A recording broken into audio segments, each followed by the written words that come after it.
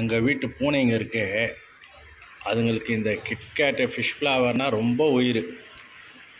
பல்லி கரப்பாம்பூச்சி எது பிடிச்சிருந்தாலும் அதை தூக்கி போட்டு இது வச்சா உடனே இதை வந்து தான் சாப்பிடும். 2 குட்டிங்களும் அறந்த வாளுங்க.